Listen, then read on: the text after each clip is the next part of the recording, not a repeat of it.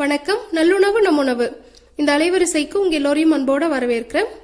பொதுவா புடலங்கானாலே கூட்டு செய்வோம். ஆனா குழந்தைங்க கூட சில நேரத்தில் அதை விரும்பி சாப்பிட மாட்டாங்க. காரணம் அது உப்பு சப்பு இல்லாம இருக்கும். ஆனா அந்த புடலங்காயே பொரியலா செய்தாக்கா ரொம்பவுமே விருப்பமா சாப்பிடுவாங்க. அந்த பொரியலை இப்ப எப்படி செய்யறதுன்னு பார்க்கலாம். இதுக்கு தேவையான பொருட்கள் என்னங்கிறதையும் செய்யும் பொழுதே சொல்லிடுறேன்.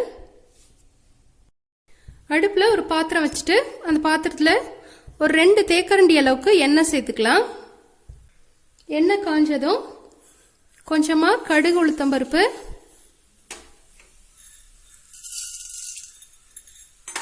கொஞ்சமா கடலை பருப்பு,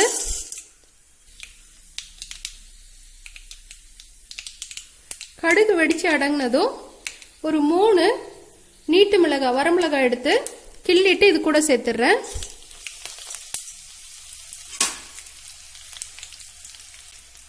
இதுலயே ஒரு 1/4 தேக்கரண்டி அளவுக்கு சீரகம் சேர்த்துக்கிறேன். இது கூட கொஞ்சமா கருவேப்பிலை, 2 பெரிய வெங்காயம் எடுத்து பொடியா நறுக்கி வச்சிருக்கிறேன். இதையும் சேர்த்துக்கலாம்.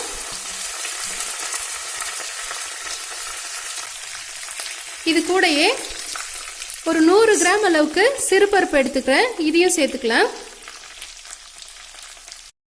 இப்ப இந்த வெங்காயம் சிறுபருப்பு இது ரெண்டுமே நல்லா செவந்து வர்ற அளவுக்கு வறுத்து எடுத்துக்கணும். வெங்காயத்துக்கு முன்னாடி சிறுபருப்பு போட்டு எண்ணெயில வறுத்தோம்னா ரொம்ப செவந்து கருத்து போயிடும் வெங்காயம் எல்லாம் வதங்கறதுக்குள்ளார. அதனால வெங்காயத்து கூடயே இந்த சிறுபருப்பையும் சேர்த்து வதக்கி எடுத்துக்கலாம். நிறைய பேருக்கு இந்த சிறுபருப்பு சேர்த்து புடலங்காய் கூட்டு செய்தா பிடிக்கிறது இல்லை. அதுக்கு காரணமே இந்த சிறுபருப்போட பச்சை வாசம் தான். அதனால இந்த சிறுபருப்பு வந்து நல்ல செவந்து வர்ற அளவுக்கு வதக்கி எடுத்துக்கணும்.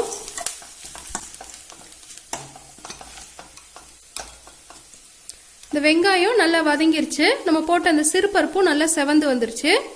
இப்போ இதுல 1/2 கிலோ புடலங்காய் எடுத்து இந்த மாதிரி பொடியா நறுக்கி சேர்த்துக்கிறேன். இப்போ இந்த புடலங்காவையும் சேர்த்து நல்லா வதக்கி எடுத்துக்கலாம்.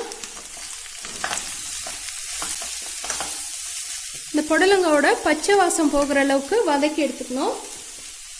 அடுத்ததா இது கூட ஒரு 1/4 தேக்கரண்டி அளவுக்கு மஞ்சள் பொடி சேர்த்துக்கிறேன். இந்த காய்க்கு தேவையான அளவுக்கு உப்பையும் சேர்த்துக்கிறேன். சேர்த்து கிண்டி விட்டுடணும். இந்த காய் வேகிறதுக்கு தேவையான அளவுக்கு தண்ணி இப்ப சேர்த்துக்கிறேன். ரொம்ப தண்ணி சேர்க்க வேண்டியதில்லை.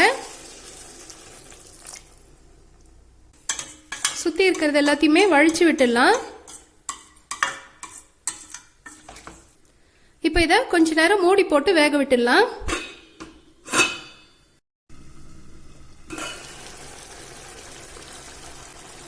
இடையில ஒரு முறை இந்த மாதிரி கிண்டி விட்டுருங்க.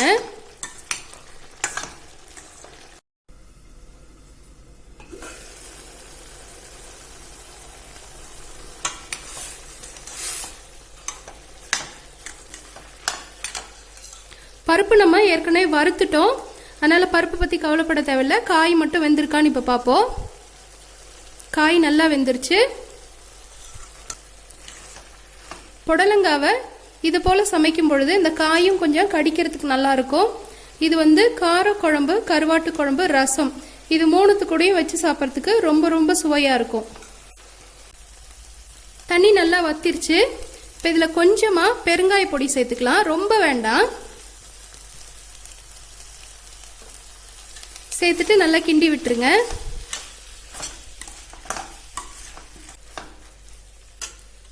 இப்போ கடைசியா கொஞ்சம் திருவுன தேங்காய் சேர்த்துக்கலாம். நான் 1/2 மூடி தேங்காய் எடுத்து திருவி எடுத்துருக்கேன். கூடவே கொஞ்சமா பொடியா நறுக்குன கொத்தமல்லி.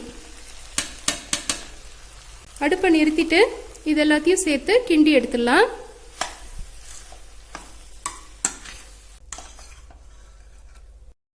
அருமையான சுவையுடைய புடலங்காய் பொரியல் சாப்பிட்றதுக்கு ஆயிடுச்சு. இந்த காணொளி உங்களுக்கு பிடிச்சிருந்தா நீங்களும் உங்க வீட்டில் செய்து பார்த்துட்டு உங்களுடைய மேலான கருத்துக்களை கீழே உள்ள கருத்து பெட்டியில பதிவிடுங்க. நன்றி.